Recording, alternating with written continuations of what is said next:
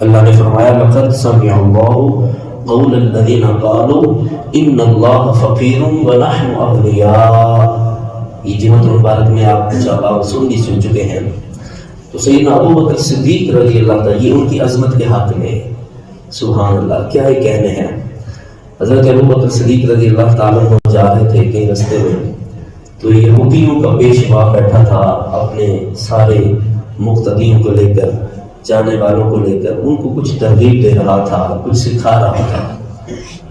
ابو بکر صدیق رضی اللہ تعالیٰ عنہ بھی پاس سے گزرے، اور حضرت ابو بکر صدیق رضی اللہ تعالیٰ عنہ راسخ العقیدہ، پختہ عقیدہ اور توحید پرست مسلمان تھے. اتنا قوی ایمان تھا. تو اس کا نام تھا فناس، جس کے پاس سے وہ گزرے. تو ابو بکر صدیق رضی اللہ تعالیٰ عنہ نے اس کو کہا کہ یار تمہیں تو پتہ ہے، تم نے اپنی کتابوں میں پڑھا ہے، زبور میں، انجیل میں، تورات میں تم پڑھتے ہو نبی کریم علیہ السلام کی شان کیا ہے، ان کی علامتیں کیا ہوں گی، وہ کس طرح کے ہوں گے، سارا کچھ تم جانتے بھی ہو. پھر بھی ان لوگوں کو دعوت توحید نہیں دیتے کہ اللہ پر ایمان لاؤ، پھر بھی یہ شرک میں، کفر میں ڈوبے چلے جا رہے ہیں. سکھاتے کیوں نہیں ان کو کہ ایمان لاؤ، جو میرے محبوب صلی اللہ علیہ وآلہ وسلم لے کر آئے ہیں وہ سچ ہے، اس پر ایمان لے کر آؤ.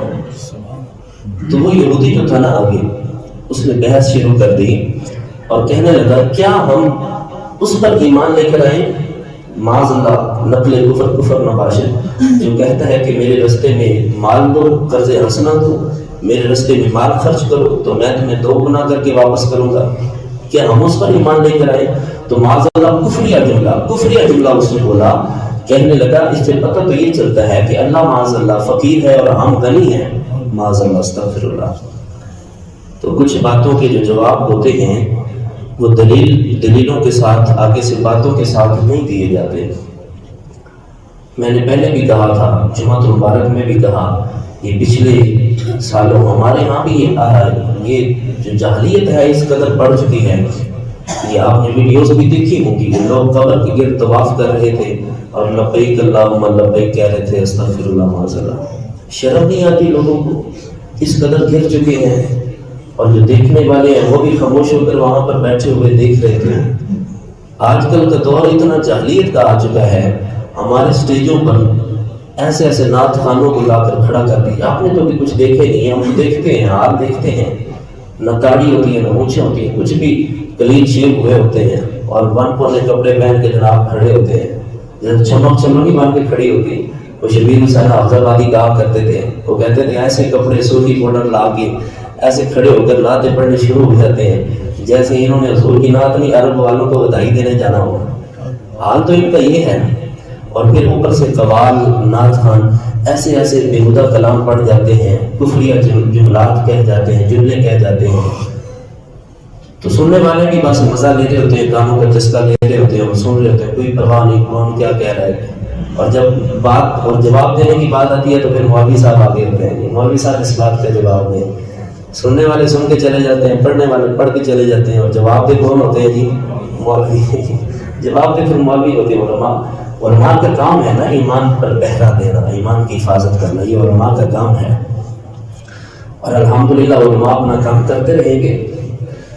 تو حضرت ابو بکر صدیق رضی اللہ، اور میرے قبلی والے کریم آقا علیہ الصلوۃ والسلام، حضور نے گلی ہر چوک میں لا الہ الا اللہ کا پیغام پہنچایا ہے.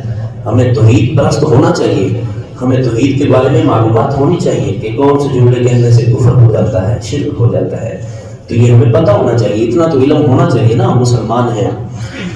تو حضرت ابو بکر صدیق رضی اللہ تعالیٰ عنہ نے جب یہ جملے اللہ کی گستاخی میں سنے، اللہ کی شان کی جب اس نے گستاخی کی تو ابو بکر سے نہ رہا گیا. تو حضرت ابو بکر صدیق رضی اللہ تعالیٰ عنہ نے رکھ کے تھپڑ مارا تو گر پڑا. تو آپ وہاں سے چلے گئے.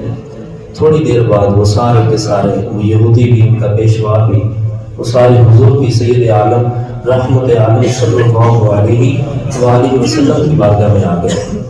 شکایت کی کہ ابو بکر نے تھپڑ مارا ہے. تو حضور نے فرمایا کہ بلاؤ ابو بکر کو. جب ابو بکر آئے تو حضور نے پوچھا، ابو بکر تم نے تھپڑ مارا ہے؟ جی یا رسول اللہ مارا ہے. کیوں مارا ہے؟ یا رسول اللہ اس نے اللہ کی شان میں گستاخی کی، مجھ سے رہا نہیں گیا، میں نے تھپڑ مار دیا. تو حضور نے ان سے پوچھا ہاں بھی تم نے ایک بات کہی ہے؟ تو یہودی تھے وہ فوراً ہو کر گیا، کہنے لگے نہیں جی ایسی تو گل کی تھی کوئی نہیں۔ اور جو ان کے ساتھ آئے تھے ان کے مقتدی جو تھے، ان کے چاہنے والے، ان سے حضور نے پوچھا ہاں بھی تم نے سنا ہے؟ تو کہنے لگے نہیں جی نہیں، اس میں تو کہا ہی نہیں، ہم نے تو کوئی نہیں سنا اس نے یہ بات کی ہو۔ اللہ، اب مسلمان تو وہاں پر موجود کوئی نہیں تھا جو ابو بکر کی گواہی دیتا۔ اللہ اکبر۔ اب یہ سنیے گا، اب یہ شان ہے میرے ابو بکر صدیق رضی اللہ تعالیٰ عنہ کی۔ اب وہاں پر مسلمان تو تھا کوئی نہیں جو گواہی دیتا ہے اس بات کی کہ انہوں نے یہ بات نہیں کی۔ تو اللہ تبارک و تعالیٰ نے فرمایا محبوبہ کیا ہوا؟ اگر وہاں پہ کوئی نہیں تھا، رب تو سن رہا تھا نا، ابو بکر کا رب تو سن رہا تھا نا، کیا ہوا مسلمان کوئی نہیں، بندہ کوئی نہیں ابو بکر کے حق میں گواہی دینے والا؟ جب بندوں میں سے گواہی دینے والا نہ رہا تو رب کے قرآن نے بولنا شروع کر دیا۔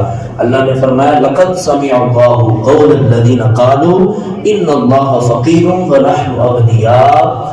محبوب یہ جھوٹ بولتے ہیں، انہوں نے یہ جملہ کہا ہے، انہوں نے یہ کلمات کہے ہیں کہ معاذ اللہ فقیر ہے اور ہم غنی ہیں۔ اللہ اکبر۔ یہ ہے میرے ابو بکر کی